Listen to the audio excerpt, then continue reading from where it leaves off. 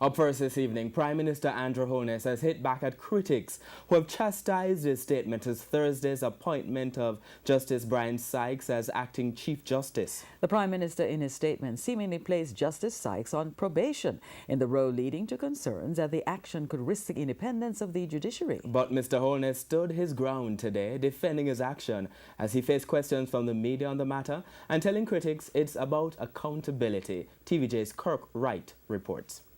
At the swearing-in ceremony for Justice Brian Sykes on Thursday, Prime Minister Andrew Holness made this statement, which has been interpreted as him putting Justice Sykes on probation by appointing him in an acting role. I'm confident that Justice Sykes will act in the role of Chief Justice, and very soon will fully assume the role of Chief Justice. Actions that brings results will determine the assumption of the role.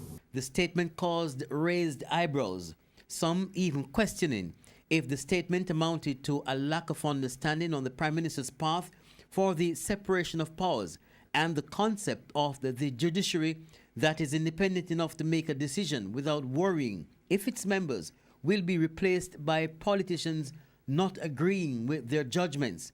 Today, at a tour of the Denham Town Zone of Special Operations, TVJ News asked the Prime Minister for clarification on his statement. In the appointment of the Chief Justice, I was encouraged by the very people who are critical now to take an unconventional view. I followed that view. I interviewed after having gone through a process of shortlisting the Chief Justice.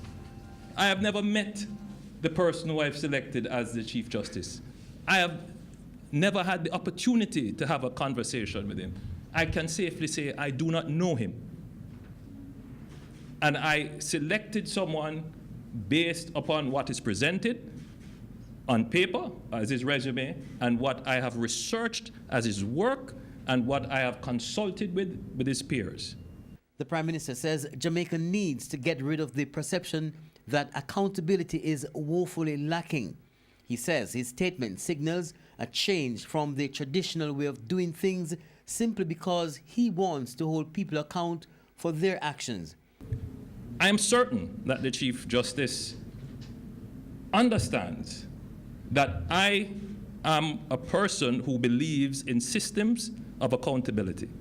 I am not intent on treading, trampling, or in any way interfering with the independence of the judiciary.